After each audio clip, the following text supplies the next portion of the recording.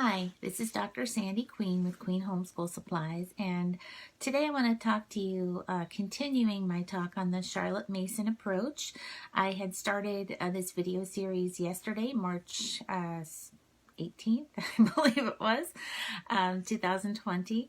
And I wanted to continue. This is a long session that I normally would give at homeschool conventions, but all the conventions have been canceled this year due to the coronavirus. So I figured rather than talk for 2 hours on one video, and I want to hold your attention, I'm going to break it up into 5 to 10 minute segments and post short videos. So yesterday I started by introducing a quote from Charlotte Mason that went like this: "Education is an atmosphere, a discipline, a life." And I started yesterday talking about the part that says education is an atmosphere.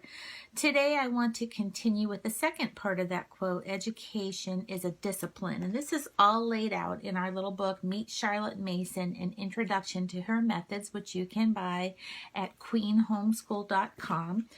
Support your small homeschool publishers, please. We have lost our revenue at conventions this year, so if you want to see us stay in business, we need to be selling some books. Just putting in that plug for ourselves at Queen Homeschool Supplies and all the other small homeschool publishers who have lost their source of income this year along with us. But anyhow, education is a discipline. Like any discipline, it's not something that just normally happens. It's something that needs to be disciplined. And when I think of the word discipline, there are two different meanings that I think of. The first would be what we think of traditionally when we think of discipline. Are your children well disciplined? If you've been homeschooling for any length of time, you've probably heard someone say to you, and when I ask this question at my live sessions, almost every person in the room raises their hand.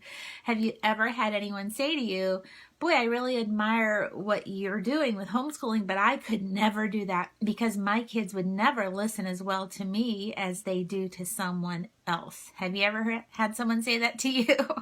I have. And to me, the first thought is, well, that's a discipline issue right there. You know, if your children are not well disciplined in that regard, they're going to be much more of a challenge to homeschool. And I know there are a lot of homeschool families right now who weren't planning to homeschool this year, who have been kind of forced to do something resembling homeschool because their schools are closed temporarily. And so, you know, that's the place to start. And of course, the Bible is the #1 resource for teaching us how to discipline our children properly. We also have a really good book that we publish at queenhomeschool.com by Mary Woodis called Habit Revisited. And Habit Revisited is a book that teaches you as a parent how to train good habits into your children and yourselves. You want to develop habits of sitting still, of obedience, of paying attention, of doing your best, as well as habits like picking up your shoes by the front door and putting them where they belong and that sort of thing. So this book is a tremendous help for that sort of thing.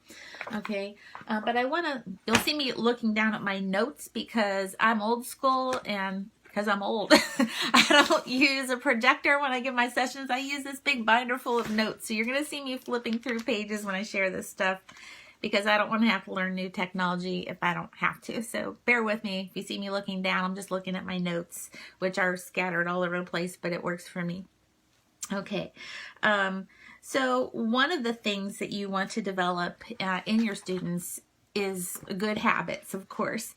And for me, one of the things that I felt was important was to, right off the bat when we started homeschooling, to just integrate some habits or even tenets, if you will, that I felt were important that we would want to stick by in our homeschool. One of those for me was that we would not waste our time with twaddle.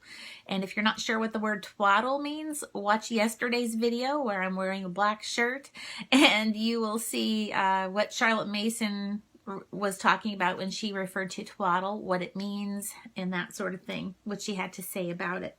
Okay, twaddle is basically wasted time, busy work, that sort of thing. And so I don't have the coronavirus. I have dog allergies, and we have 3 dogs in our house, so that's why I keep clearing my throat. Anyhow, I wanted to make sure that my kids knew that we were not going to waste our time with twaddle. We're also, another habit was that we are not going to get lazy or give up on finding the answer to something that we need, that we're in the middle of researching, just because it may be challenging, and we're going to instead persevere and remember that when the going gets tough, the tough get going, right? I wanted my kids to know that, if you really want to find the answer to something, and as a naturopathic doctor myself, I'm sitting here in my massage room at the Holistic Wellness Center that we own and run also. And, there are many times when I've wanted to research things for difficult cases that come through the door here at the Wellness Center that I don't have the option to just give up because it's difficult to find those answers. And that's real life. In real life, we don't just throw in the towel and say, it's too hard to find out about this, so I'm just going to forget that I wanted to know.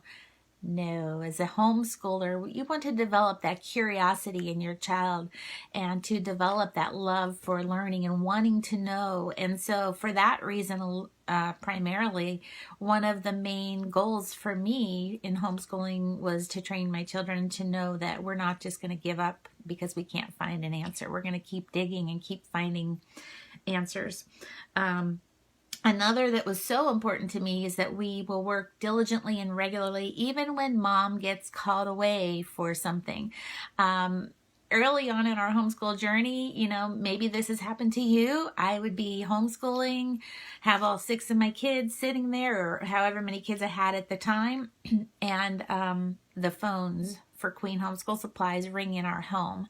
Now most of our orders come through the internet, but back in the early days of our homeschooling journey, most of them came through 4 different phone numbers ringing continuously in our home.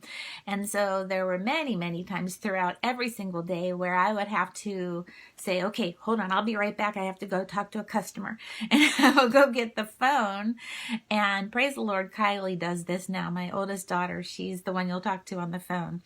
But, anyhow, I would have to go get the phone. I'd talk to a customer, homeschooling moms, has questions about the curriculum or whatever. And by the time I came back a few minutes later, my kids are all scattered throughout the house, and I have to go hunt them all down, get them all settled again, just so we could start back to homeschooling. And early on in our homeschool journey, I realized this is not going to work.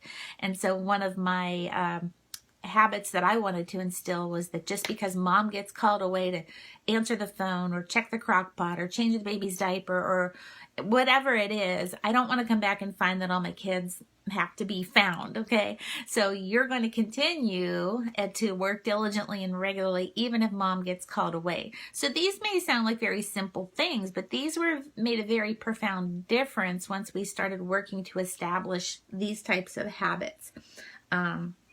Another was just that we will find out what we need to know. And that kind of goes hand in hand with what I was just talking about. And this is so important because our curriculum and the Charlotte Mason method is based on real life situations, real books, real experiences, cutting out the twaddle or the busy work, and not giving a child something like a boring history textbook that just has, facts to memorize and regurgitate to take a test and to then forget it all and move on to memorizing the next section. It's based on real books and real experiences and real life and things that the child has to find out. And so I developed a book called Learning How to Learn, which is a book that I wrote for my kids to teach them how to find things out.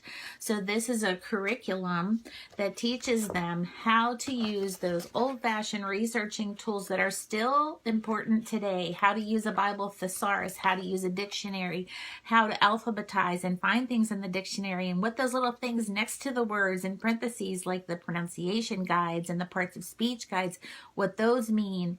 If I didn't say it, how to use an atlas and read latitude and longitude lines, how to use an old school set of encyclopedias, which are always wonderful to have on hand for researching. Old encyclopedia sets that you can get at a thrift store still have a lot of very good information that you can find, and I recommend those all the time for people to have on hand when they're using our Discovering History series or our Discovering Nature and Science series, just to have as an additional research tool, because there's so much information. You can usually find something out about anything you're trying to research, but learning how to learn will teach your child how to use those things. Even how to use a phone book. Remember those?